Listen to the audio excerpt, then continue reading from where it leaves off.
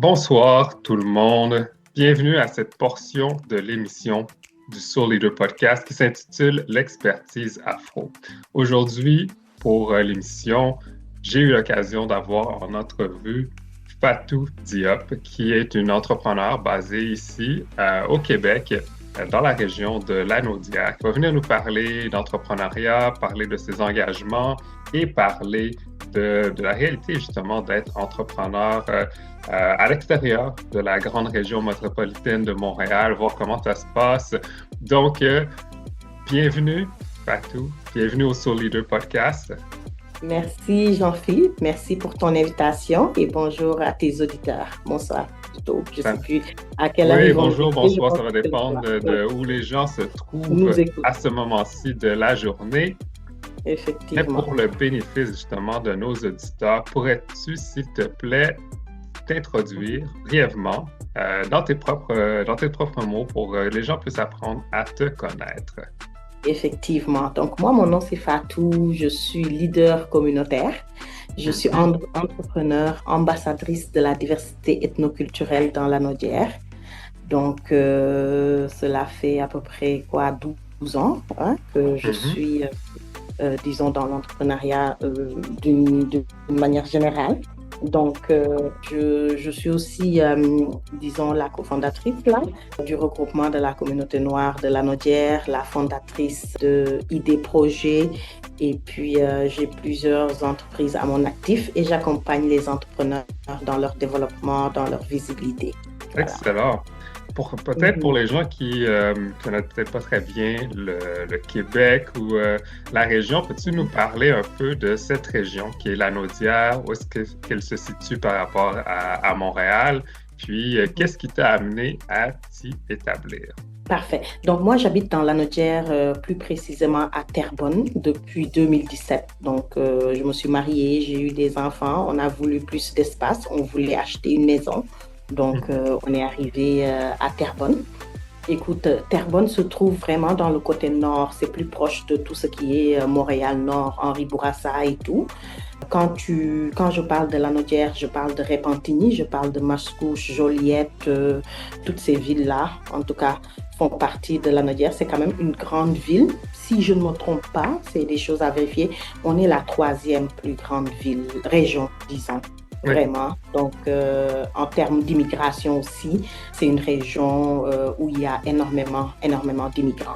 Oui, donc pour ma part, je sais que je connaissais Terrebonne, j'avais entendu aussi que Repentigny, il y avait beaucoup de familles, entre autres haïtiennes, qui s'étaient installées dans cette région-là. Pourrais-tu me dire un peu comment, en tant que professionnel ou en tant qu'entrepreneur, comment ça se passe, puis qu'est-ce qui t'a amené à vouloir créer justement le regroupement de la communauté noire de Lanaudière, puis pourquoi tu sentais qu'il y avait un besoin de créer une genre d'organisation de ce type-là? Parce qu'au fait, entreprendre en région, c'est des défis. Oui. C'est très, très, très difficile parce que, comme je t'ai dit tantôt, la plupart du temps, c'est des gens qui habitaient, la population de Lanaudière, c'est des gens qui habitaient à Montréal et finalement qui décident de venir en région s'installer en famille. Mais la plupart du temps, ces gens-là gardent leur habitude de consommation. Ils préfèrent retourner à Montréal consommer que de rester dans Lanaudière. Donc, ce qui n'aide pas les entrepreneurs en région. Donc, on s'est retrouvé face à énormément d'entrepreneurs qui fermaient au bout de 2 mois ou énormément d'entrepreneurs qui avaient des problèmes de visibilité. Et puis, de là est né le regroupement parce qu'on voulait vraiment mettre en place quelque chose qui puisse les aider non seulement dans leur visibilité, les aider à se faire connaître, les aider à pérenner et les aider dans leur processus. Donc, les familles qui étaient là pouvaient savoir que, il y avait tel salon de coiffure, il y avait telle épicerie, il y a tel truc de manucure ou de pédicure. Et au lieu d'aller jusqu'à Montréal, autant aider ces entrepreneurs-là sur place. Donc, c'est à cause de ça qu'est né le regroupement de la communauté noire de Lanaudière, en fait. D'accord, excellent. On va y revenir un peu plus tard au cours de l'entrevue pour en apprendre encore plus sur le regroupement. Maintenant, j'aimerais que tu puisses me parler un petit peu, plus en particulier de toi. Tu nous as expliqué en début d'entrevue que tu avais Mhm. quitté peut-être la grande région de Montréal pour venir t'installer à Terrebonne, question d'avoir plus d'espace avec la famille. Mais avant d'arriver, est-ce que tu as grandi à Montréal? Est-ce que il y a eu, comment s'est passé ton parcours avant d'arriver finalement à Terrebonne, que ce soit au niveau des études, de la famille, ton parcours migratoire, etc. Oui, effectivement. Donc, moi, j'ai quitté à 17 ans Dakar, le Sénégal, l'Afrique, et je suis allée en France pour mes études. Arrivée en France, écoute, j'ai fait 10 ans. Je suis restée jusqu'en 2012 en France, où j'ai eu mon master à l'université. Donc, à l'époque, le Québec venait dans les universités pour recruter les nouveaux diplômés. Et Mhm. donc, j'avais postulé à l'époque, là, j'avais soumis mon dossier. Et puis, j'ai eu la résidence permanente pour venir m'installer ici au Canada, plus précisément à Québec, à Montréal. D'accord. Donc, je suis arrivée ici en 2012, hein, jeune fille, sans mari, sans enfant, hein, à la quête d'un avenir meilleur, comme on dit. Oui. Uh-huh. Et puis, c'est ça. Donc, je m'étais installée au début à Montréal et puis par la suite, j'ai rencontré mon mari et puis on a eu des enfants et la vie a fait que, écoute, je me suis installée dans la Naudière, mais c'est un peu ça. Donc, j'ai eu aussi à faire des stages dans le domaine de mes études là, en Espagne, donc où j'ai fait 1 an de stage et puis j'ai été aussi aux États-Unis. Donc, j'ai fait une formation en marketing et management international. Donc, je devais D'accord. forcément maîtriser 2 langues. Et puis, ce qui m'a amené à aller en Espagne pour l'apprentissage de l'espagnol et aux États-Unis pour l'apprentissage de l'anglais. D'accord, d'accord. Mm, Excellent. Donc, est-ce mm. que en arrivant ici, en arrivant au Québec, mais surtout à partir du moment où les études étaient terminées, est-ce que tu t'es lancé directement dans l'entrepreneuriat ou t'es passé par un parcours plus en termes de professionnel et carrière? Oui, je voulais l'entrepreneuriat. Je pense que l'entrepreneuriat est inné chez moi. Ça a commencé déjà en France. Mais quand je suis arrivée ici, j'ai fait une formation en lancement d'entreprise avec Marguerite Bourgeois en OK. collaboration avec CHI, le Centre des femmes. Et donc, j'ai fait cette formation-là. Quand j'ai fini, c'est là que je lançais ma première compagnie, là, malheureusement, qui a fermé. C'était une garderie. Donc, je D'accord. voulais gérer une garderie, mais c'était finalement, je me suis rendu compte que c'était pas fait pour moi. Donc, j'ai dû le fermer, là. Mais par la suite, j'ai suivi beaucoup, beaucoup, beaucoup de formations, là, que ce soit en lancement d'entreprise, en parcours entrepreneurial, en gouvernance, en management. Donc, j'en ai fait beaucoup et je continue toujours à me former. J'aime D'accord. ça. Donc, Mhm. super.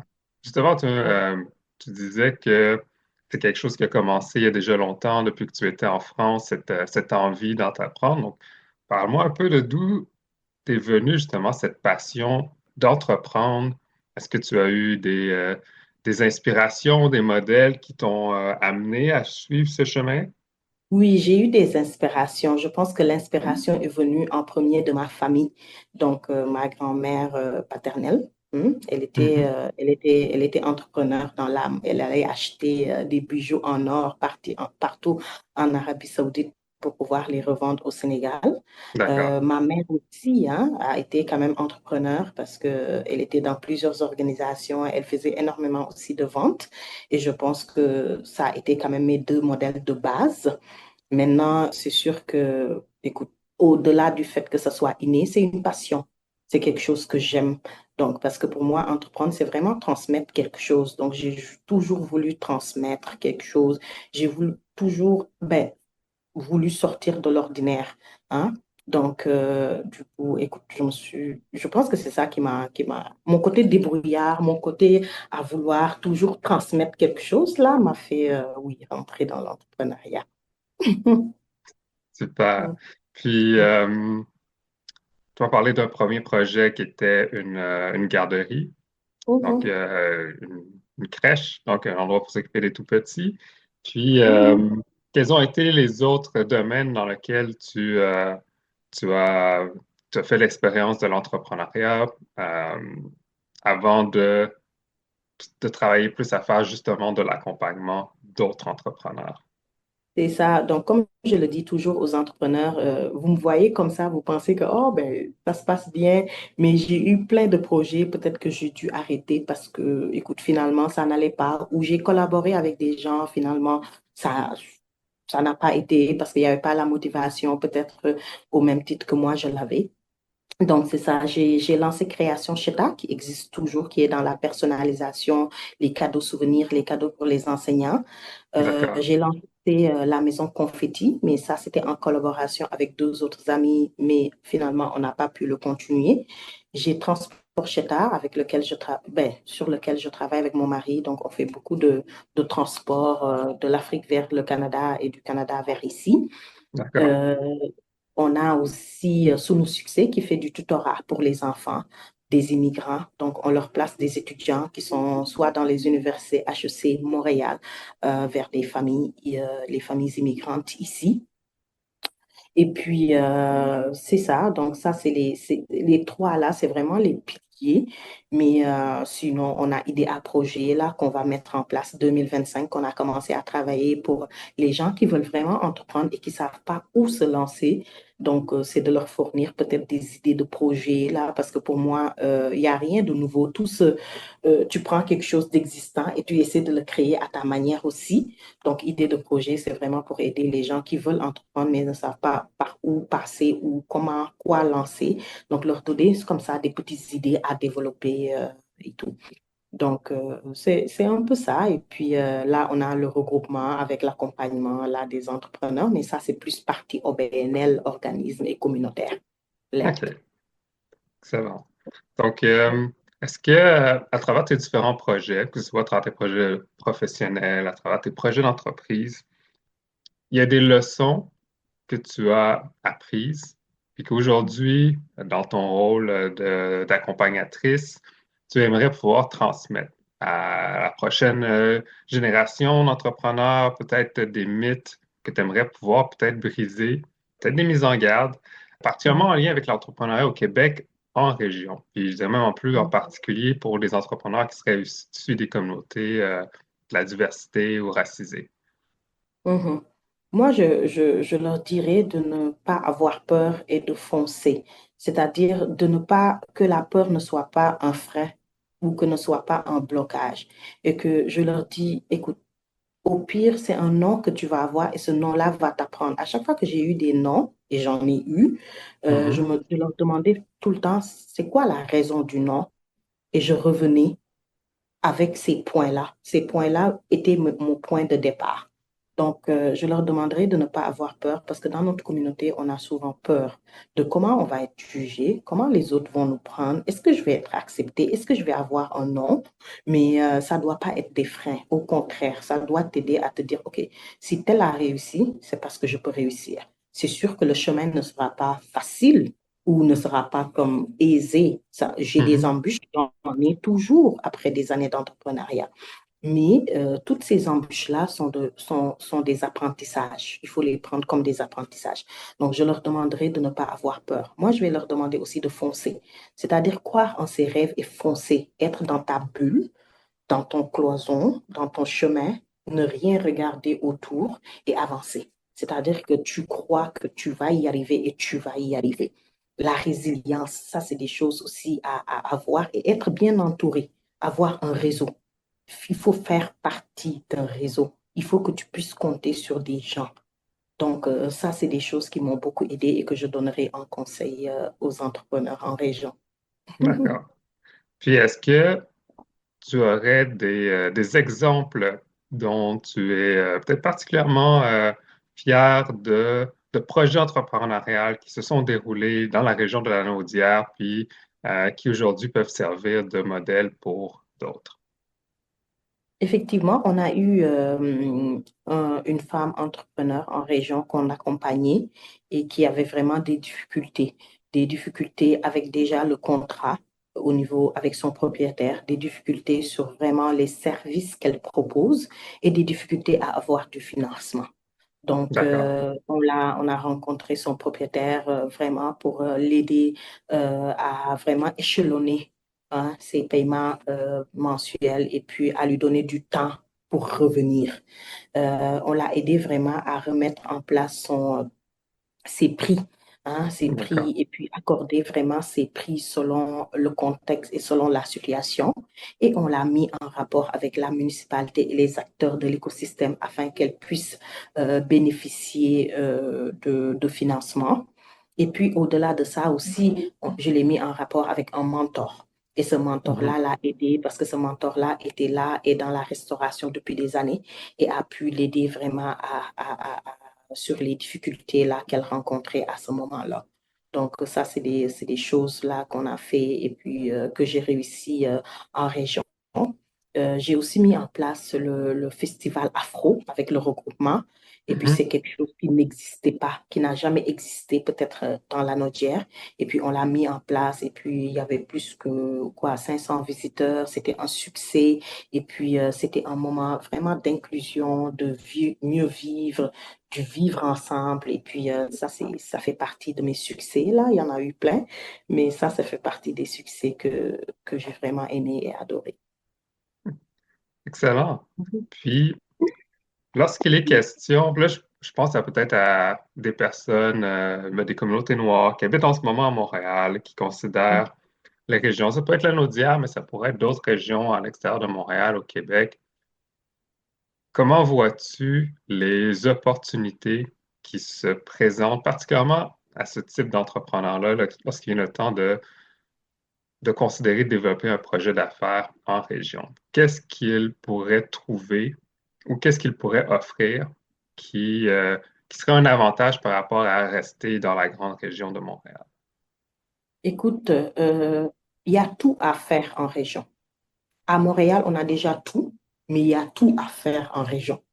Donc, moi, je leur dis, c'est plein d'opportunités. On parle beaucoup de régionalisation actuellement et les régions mettent en place beaucoup de choses avec les acteurs comme la Nodière économique à faire vraiment venir les immigrants vers ces régions-là. Donc, il y a tout à faire, que ce soit au niveau de la restauration, au niveau des services. Il y a énormément de choses à faire.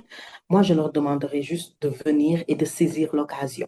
Et quand tu viens, ce n'est pas de rester dans ton petit coin en te disant, oui, moi, je peux tout faire. Non, c'est de s'ouvrir aux autres, c'est de s'ouvrir aux municipalités, de s'ouvrir aux acteurs, que ce soit la MRC, les chambres de commerce, et puis d'aller à la recherche de l'information pour voir qu'est-ce que toi-même, et selon tes possibilités, selon tes capacités, selon tes expériences, qu'est-ce que tu peux mettre en place. Mais il y a énormément de choses à mettre vraiment en place. Et il y a énormément de choses que tu peux même copier à Montréal et essayer de les ramener en région parce que les gens en ont besoin et la population ne cesse d'augmenter.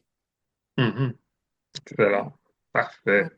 Puis maintenant, on pourrait approfondir un peu plus pour parler un peu plus du regroupement de la communauté noire de la Naudière.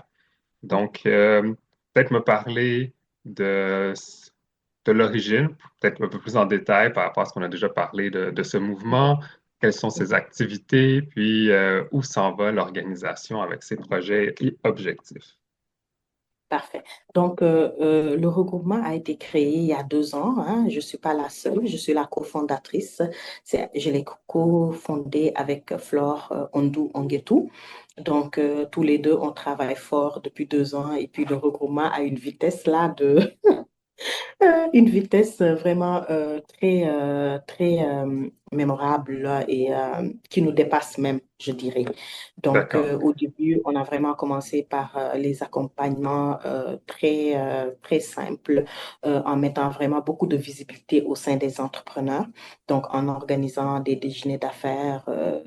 Euh, une fois dans le mois où on va à la rencontre de l'entrepreneur et puis on ramène un expert, que ce soit un expert fiscal, CPA, que ce soit un expert judiciaire, donc des gens qui peuvent vraiment apporter quelque chose aux entrepreneurs. Et Mhm. puis, on a eu aussi à gérer, parce que nous, on a comme 4 volets, hein, le volet familial, donc qui est l'accompagnement des familles là, avec tout ce qui est tutorat, accompagnement vers vraiment les services nécessaires. On a le volet culturel avec l'organisation du Festival Afro, l'organisation du marché de Noël. Lors du Festival Mhm. Afro, on a fait la distribution des kits scolaires aux enfants. Et pour le marché de Noël, on a fait la distribution des cadeaux de Noël. On a notre volet affaires qui est vraiment l'accompagnement des entrepreneurs, notre volet social qui est vraiment l'accompagnement des personnes victimes de violences conjugales, que ce soit garçons ou femmes. D'accord. Donc, c'est ça. Et puis, donc là, la base s'est installée. On est reconnu à Terrebonne, hein. On travaille beaucoup avec la municipalité de Repentigny, Mascouche, Joliette. On est en phase vraiment de déposer les dossiers pour être reconnu aussi par ces villes-là. On travaille beaucoup avec les MRC, hein, les chambres de commerce aussi. On a pu avoir l'année dernière 12 inscriptions au niveau de la chambre de commerce pour nos entrepreneurs. On a eu aussi des inscriptions gratuites pour nos entrepreneurs au niveau de la plaine avec la députée Lucie Lecourt. Donc, on essaie D'accord. aussi de travailler vraiment dans tout ce qui est développement économique avec les députés, dont Lucie, que je viens de citer tantôt. Donc là, on y va vers une phase en 2025 d'ouverture parce que on veut vraiment s'ouvrir aux autres régions parce que le problème qui se pose actuellement n'est pas juste dans la Nodière. Donc, on va Mhm. s'ouvrir dans les Laurentides et tout. Et là, on approfondit aussi tout ce qui est l'accompagnement entrepreneurial. Donc, on est D'accord. allé signer des conventions où on est allé parler avec les acteurs de l'écosystème tels que Afro-Entrepreneurs, tels que Evol, tels que Mhm. Futurpreneur, hein. On parle aussi avec Entreprendre ici. Donc, on est allé signer des conventions avec eux pour qu'ils puissent vraiment venir en région et aider ces entrepreneurs-là. Donc, il y aura des cohortes, des journées entrepreneuriales qu'on va organiser avec eux et notre accompagnement, vraiment d'accompagner les entrepreneurs de l'idée de projet à l'élévation, vraiment à c'est des processus-là, tout le processus de l'entrepreneuriat. Donc, on les accompagne aussi bien sur le plan d'affaires, le plan financier, on les accompagne sur les recherches de financement et de mentorat. Donc, on D'accord. l'a mis en place et puis c'est en train de se dérouler. On a mis en place aussi le boutin des entrepreneurs issus de la diversité. Donc, c'est disponible sur notre site Internet. On encourage les entrepreneurs à aller inscrire leurs entreprises là-dedans. Et puis, pour toute personne qui cherche une entreprise en particulier, pourra y aller et puis avoir toutes les coordonnées et puis contacter l'entrepreneur. Donc, OK. c'est un peu ça. Et puis sinon, on a nos autres projets là, comme le marché des jeunes entrepreneurs qui va continuer, hein. Notre deuxième édition du Festi Afro qui aura encore cette année, ben, l'année 2025. Et puis, c'est ça, nos déjeuners d'affaires aussi continuent, la grande journée entrepreneuriale au mois de mai qui va aussi se faire. C'est ça, plein de Ouais. projets là. Oui, mais c'est ça, il y a vraiment une belle diversité d'activités, de projets. Ça donne un très beau tour d'horizon de ce que vous faites. Effectivement. Par curiosité, comment arrivez-vous à soutenir en termes de finances toutes ces activités-là? Est-ce que c'est une organisation qui fonctionne par membership ou vous avez des aides financières du gouvernement ou de d'autres types d'organisations?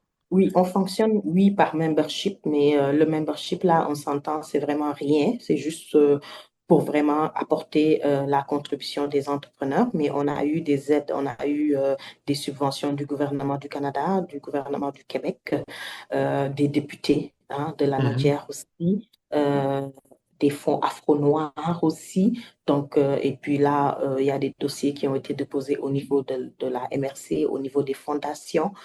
Donc, on essaie de travailler vraiment à aller rechercher le maximum de subventions, de fonds qui vont nous permettre de mener à bien nos activités.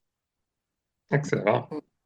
Mhm. Puis, Et on fait aussi des campagnes d'autofinancement là, via nos d'accord. activités là, qui vont nous permettre, oui, effectivement, d'avoir les fonds nécessaires. Ouais, parfait, Mhm. super. Puis peut-être pour en revenir plus à toi, à titre personnel, j'aime bien demander, lorsqu'on arrive tranquillement vers la fin de l'entrevue, à mes invités, une citation qu'ils affectionnent. Ça peut être une citation, ça peut être un proverbe. Moi, personnellement, j'aime beaucoup les proverbes africains et les proverbes haïtiens qui fait beaucoup de sens pour toi. Donc, tu Mhm. pourrais la partager. Si Mhm. c'est d'un auteur connu, ben, de qui elle est, puis comment elle est arrivée dans ta vie. OK. Moi, je dirais, tout est possible à qui veut. OK. Tout est possible à qui veut et ça, c'est mon guide. Hein. À chaque matin, quand je me lève, je dis, OK, si tu veux et que tu te donnes les moyens, tout est possible. C'est ça. Tout est possible. Donc, ça, c'est le conseil que je donnerai aux gens, aux jeunes entrepreneurs pour 2025, là, de se dire que, OK, si toi, tu le veux, tu mettras Mhm. tout en place pour que ça réussisse. Donc, mets tout en place et tu réussiras, C'est si tu excellent. veux. Excellent. Puis, ma vraie plus dernière question pour l'entrevue, pour conclure, je t'ai demandé de choisir un morceau que tu Oui. affectionnes et que tu Mhm. aimerais faire écouter aux auditeurs pour partager le côté plus musical qui vient aussi avec l'émission Le Soul Leader Podcast. Alors, quel morceau as-tu choisi et pourquoi l'as-tu choisi? Moi, je suis mélomane, hein. Je suis mélomane et j'aime la musique. J'aime la musique et ça, c'est depuis le jeune âge, hein. Mes parents m'ont inculqué vraiment avec la musique. Je me rappelle, là, les samedis, mon père allait acheter les cassettes. À l'époque, c'était les Mhm. cassettes radiophoniques qu'on mettait.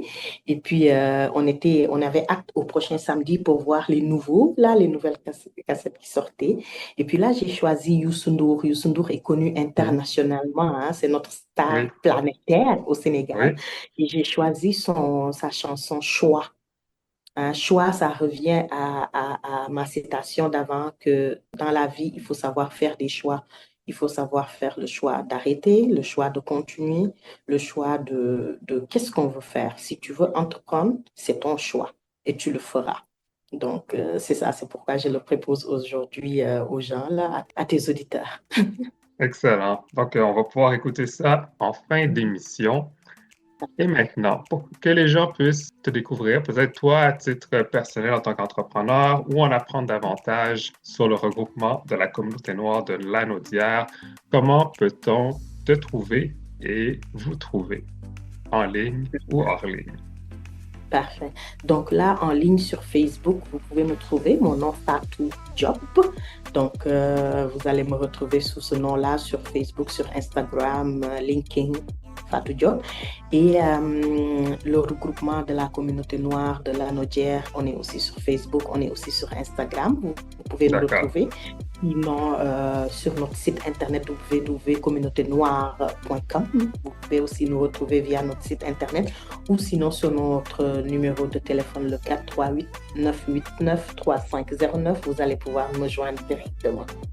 Excellent. Donc, j'espère que vous allez pouvoir noter. Sinon, ça va être bien sûr disponible aussi sur la rediffusion. Donc, Fatou Diop, ça m'a fait plaisir de passer ce moment avec toi. Merci d'avoir partagé ton parcours personnel, d'avoir parlé des défis et des opportunités pour les entrepreneurs des communautés noires et des autres communautés racisées qui existent en région. Dans ton cas, c'était la région de la Naudière, située dans la grande couronne du côté nord de Montréal, en allant vers Trois-Rivières. Puis, pour avoir aussi partagé tes conseils et tes idées, ça m'a fait, comme je dis, très plaisir de pouvoir échanger avec toi. Je vais te souhaiter à toi pour la prochaine année, l'année 2025 qui commence tout juste, beaucoup de santé, de bonheur et de succès à toi puis à tous les afro-entrepreneurs que tu accompagnes. Et Merci beaucoup. Tout le plaisir est pour moi, Jean-Philippe. Merci beaucoup pour ton invitation. Merci de nous donner l'opportunité de partager notre passion qui est l'entrepreneuriat. Hein. Entreprendre en région, on le sait que c'est pas facile, mais le regroupement est là vraiment pour aider, pour accompagner, pour guider les entrepreneurs vers le succès. Hein. Et merci de nous donner cette possibilité-là aujourd'hui de pouvoir en parler. Je souhaite aussi à tes auditeurs une belle année 2025, une année de prospérité, hein, une année de santé, hein, une année de réussite entrepreneuriale. Et à toi super, aussi, hein, Jean-Philippe, et à toi aussi dans tes projets, bien sûr. merci beaucoup. Donc là-dessus, je te dis au revoir. Si tout se passe bien une prochaine fois, Très aux bientôt. auditeurs, ben, bonne fin de journée, bonne fin de soirée et à très bientôt. C'était Merci Jean-Philippe beaucoup. Vézina pour le Soul Leader Podcast. Je vous rappelle que vous nous écoutez sur les ondes de CKUT 90.3 FM.